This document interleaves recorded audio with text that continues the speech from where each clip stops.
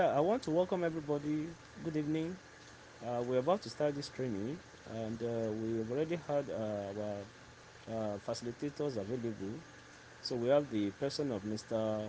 Joshua Oni, and then we have Prince Adewale Adediji. We'll be starting with Mr. Joshua. So, Mr. Joshua, over to you, sir.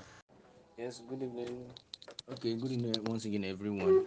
I will be talking about few points on Noilers breeding. My name is Oni Joshua. I'm a graduate from UI, from University of Ibadan. Okay, so I will be talking about, and I'm a Noilers farmer, yes. So I'll be talking about few points on. Sorry for the cut. So I'm talking about few points on Noilers chicken. First, the introduction, the appearance, the feeding requirement, stroke growth rate, the productivity, that is the egg and the meat, the hatching, and the housing. Sorry, the hatching, the housing, then the veterinary care lastly. So I hope you enjoy the session as we go on. Thank you. Okay, so the Amo chicken, the Amo breed, was developed by the Amo farms, the Amo Zebra Archery in Oyo, in Nigeria. They are based in Oyo State. So the Noilers chicken breed is one of the breeds of poultry birds that has a very great prospects. Has a very yes comparative. I mean, relative to other breeds, to other poultry birds, yes, and being able to meet up with the increasing demand of egg quality, of the meat quality and the egg quality, the meat quantity and the egg quantity, that is being able to meet up with the demand, and also with the cost of production and another interesting point. As we go on, you will hear more about it. Okay, to buttress that point of being balanced, sorry, all other poultry breeds are balanced. But the reason why I say that is because the Noilers breeds are very agile. They are always active, very active. They move about. They are not as gentle, as cold, as calm as the broilers and all that.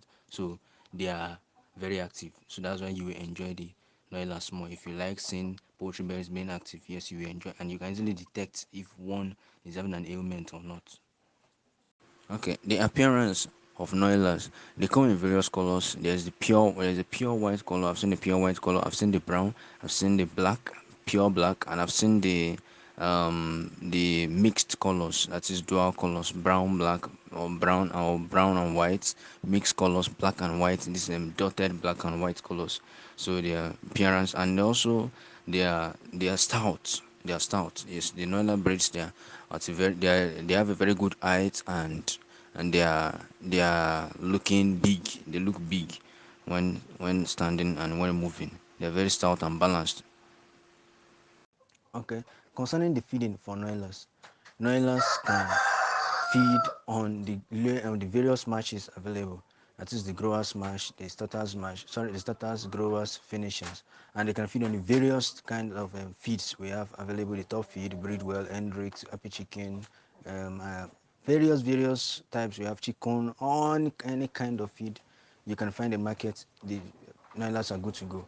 And alternatively, interestingly, they can feed on kitchen waste, vegetable waste.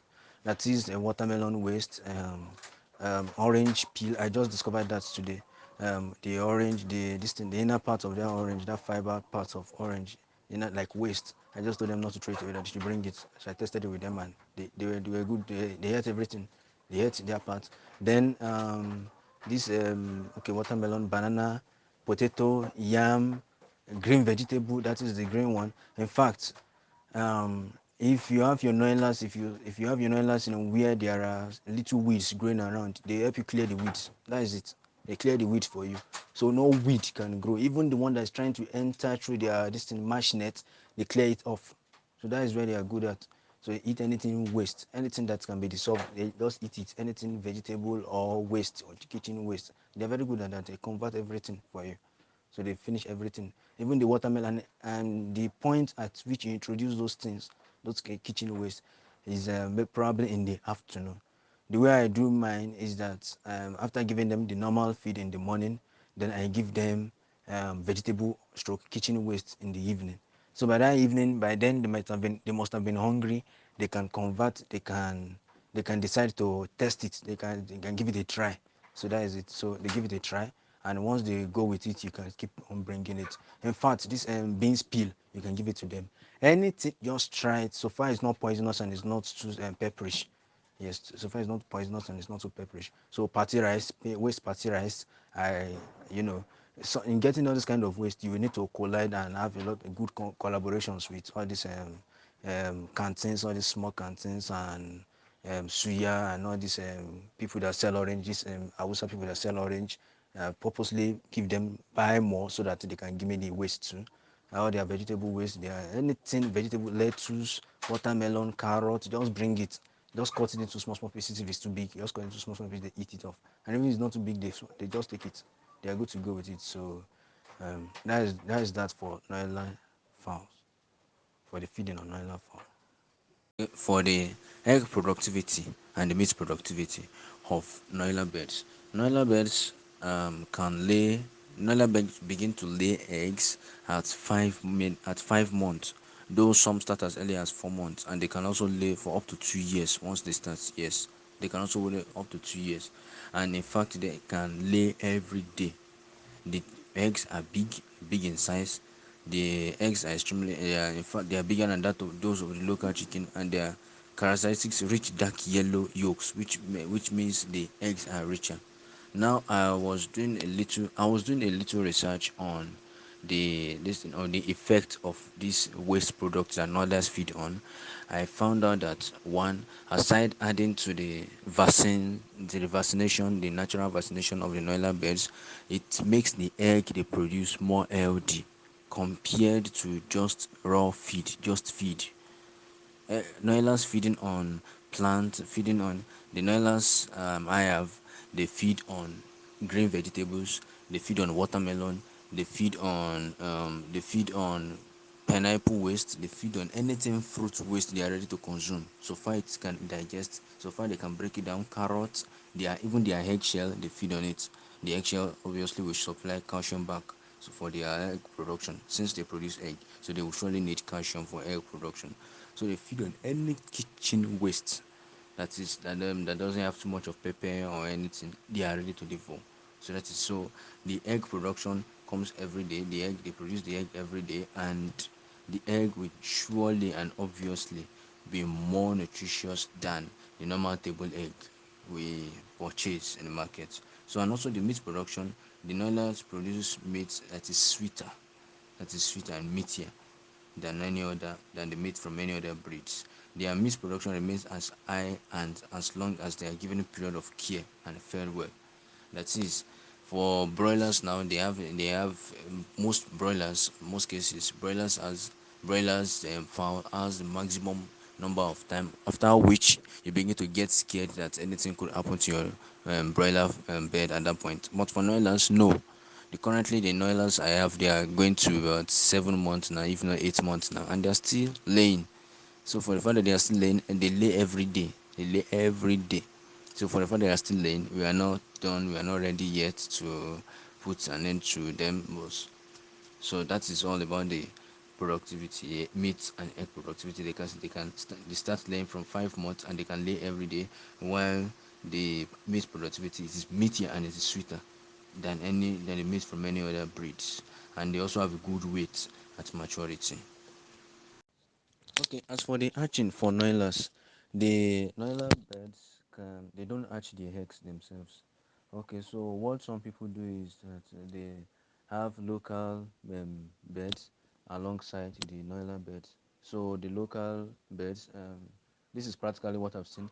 The local bed, when they lay egg and they go out to scout for foods during the days, they go out to scout for foods. They immediately at that point go take the egg, the Noiler's egg, put it among the eggs that the local birds are sitting on, that they are trying to incubate. Yes, that they are trying to incubate. So they just mix it there, and the local egg comes back, can recognize the eggs and sit on it again. That's like deceiving.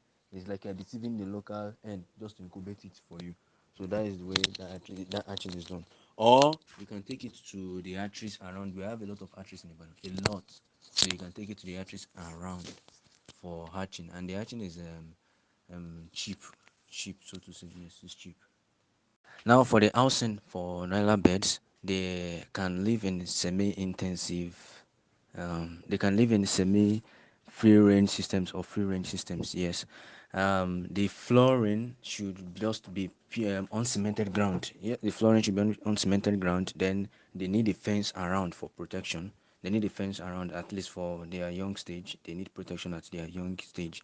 So there should be a fence like a wire, and also the material you'll be using for the reason why this thing a wire gauze will be preferable than using wood for nets is because they have a lot of feathers. So to give them enough aeration, to give for there to be enough aeration of ventilation, cross ventilation, you need wire instead of pure wooden, and that is why they're not even suitable. I mean, they are not good to be kept in cages because they have a lot of feathers on them. And don't forget that this no birds generally they don't have sweaty glands. They don't have sweaty glands. So for proper ventilation, they need to be kept in a wire fence, preferably a wired fence, or you allow them roam free range, or to allow them free range roaming. Okay, to buttress my point on housing, you can take about 30% of a total space, that is of a total fenced area, for like a shed, for constructing a shed with corrugated iron sheets. Yes. Then at the basement of that shed, you can for easy cleaning, for easy sanitation, you can have like a net on it. You can have a net. So by the time you come early every day or in the morning to clean up, you can just pull out the net. You can pull up the net, then sweep up the physics. You sweep all the physics around, then close the net back. That is that place. The reason why you have physics around that side is because that is where they will stay for the night when it is cold. When it is cold, yes, and when there is sun, that's where they will stay. So when there's sun and when it is cold in the night, that's where they go to sleep, or that's where they go to rest when it is sunny. And also for the hatching, for egg laying, you can construct a very very small box, a small wooden box. You can put inside the box dry grass, or you can put. In my own case, yeah, I'll show you a picture of where I put just rug. In fact, that place where I left for laying, it was I did it ignorantly. I didn't plan it. I didn't prepare them to lay there. So I just noticed. I think there were 3 days. There were a space of 3 days where I was busy. I couldn't clean up their this thing, their housing. I couldn't clean up their cage, so they couldn't lay. They don't like to lay when the place is dirty. So they had to. They looked for that place on top of one abandoned cage. They just looked for that place. They saw one place where I just put rug. I just put tire just to. I just made that. I just dumped some stuffs there. I put a rug, then put tire, then put this thing carton on it. I just dumped them there. Not that I planned it for the farm. So, but they located it themselves, and it was fit for them to lay eggs. So I just checked around and I saw the eggs there. I think the first day, the day I discovered they were laying there, just 3 beds. And the day I discovered they were laying there, I found about 10 eggs. That means they've been laying there. So I found about 10 eggs there. So they like to lay in a secluded, clean, and warm environment. So that is it for. So when constructing your own cage, you can put boxes depending on the number. If you are going to be having like 20 Noila beds, you can construct like 4 boxes. Yes, 4 boxes, or you can construct like 5. So at least they go in tons. They are organized. They go in tons. One comes out, the other one goes in, the other one comes out, the next one goes in. So that same space is what about 10 beds can manage it. So they just go in tons, one come out next, then come out next, and all that. So it's very, very interesting. So, and also the reason why it needs to be an uncemented place is because they like to bath, like train up their wings and train up their legs in sand. So they like to wallow in that sandy area. So you notice it after like 6 weeks that they've dug special places where they can just have their bait and all that. So they like to they like to bathe in sand. So they like it. Okay, the vaccination for Noila birds will be very low. The reason is because they have high resistance to disease, just like the cockerel. Cockerel has a very high resistance to disease also. So the Noila birds have very high resistance, and also the fact that you feed them with these vegetables and kitchen waste and these green vegetables, raw ones, they gives them more resistance. It builds their immunity, yes, against diseases, and also in dry season like we are now, they have more resistance because there is low humidity. So the microorganisms and microbes won't be able to thrive well in this low humidity time. Now that there's low humidity, but during the rainy season, you might need to give them antibacterial occasionally, or you give them, if you notice as an ailment from their droppings. From the droppings, you can easily detect the kind of ailment also. So you can just give them. And the mortality rate, that is death rate, is very very low. For the past 8 months now, I've only had 2 death cases, and that was because about three and that was because there was a general flow of virus amongst all my beds at that point in time. So although that was carelessness on my part too, but just two, just two for the past 8 months now. I've only lost two for the past 8 months now. Good evening, everyone. Uh, my name is Prince Adidiji Adewale, the National Coordinator for GASUFAN. Uh, Broadly speaking, Noiler-based farming is of good venture. First and foremost, they are handy, Noiler-based are handy, and they are high disease resistant. That is to say, they don't just fall sick easily. And again, Mr. Joshua has taken us through the characteristics of these beds.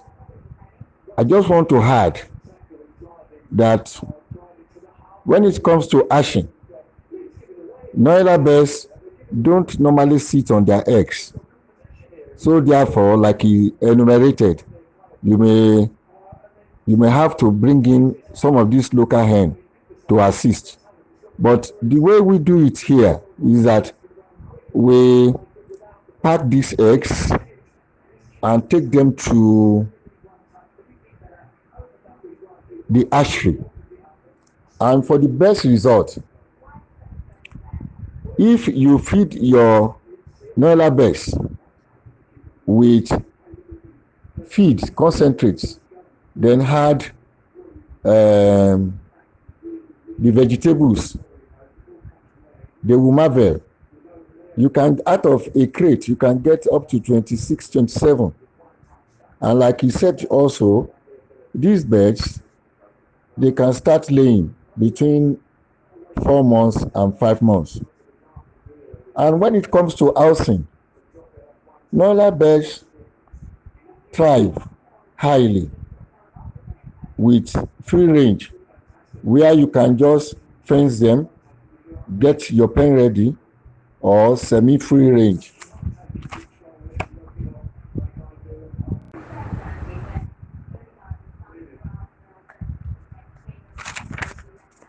And I would like us to consider about 4 or 5 lessons we have established about Noiler beds. First and foremost is the brooding. The Noiler beds. What I'm trying to say is that the broiler beds asks 6 lessons that we can look into. 1, the brooding. 2, the feed and feeding. 3, the vaccination of a thing. 4, the method of rearing. And the 5th one, Noiler beds farming is a serious business for now. If we want to gloss over them, Noiler beds upon hatching requires warmth and care for at least 24 hours for the first 4 weeks for them to thrive very well. And when it comes to feed and the feeding management, broiler beds can thrive with concentrates, just like all these starter grower, as Mr. Joshua has earlier enumerated. But then When you give them such in the morning, you can allow them to be free before the midday to actually scavenge and browse around the environment for feeding. It will not deter their growth or harbor any harmful effect on them. Then the vaccination regime for Noiler birds has to be adhered to strictly. It has to be done strictly, not because they can be disease resistant and we will be careless with their vaccination. The vaccination has to be followed strictly. Method of rearing them, just like our method of rearing birds generally, the deep litter system, the battery cage, and then the semi-intensive system. We can rear them in such a way. And like I said earlier on, Noiler birds are more meatier, and the growth rate is very very fast. They are more meatier, and their meat is sweeter than the normal broiler meat and what have you. Noiler birds too are very friendly.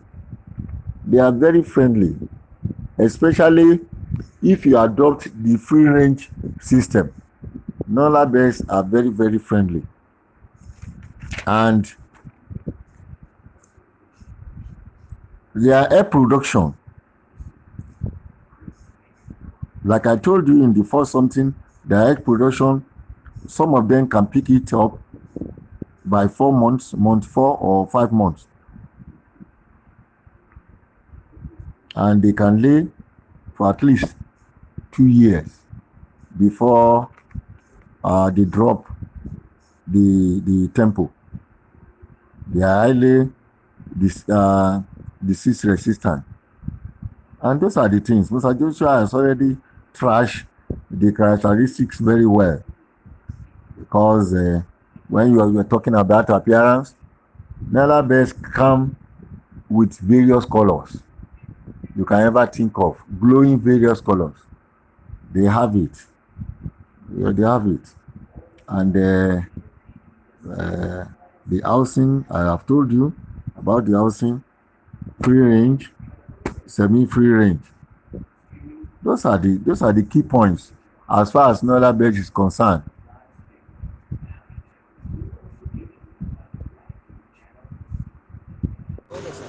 Thank you, sir, Mr. Joshua, for your introduction. You are highly welcome to you, sir.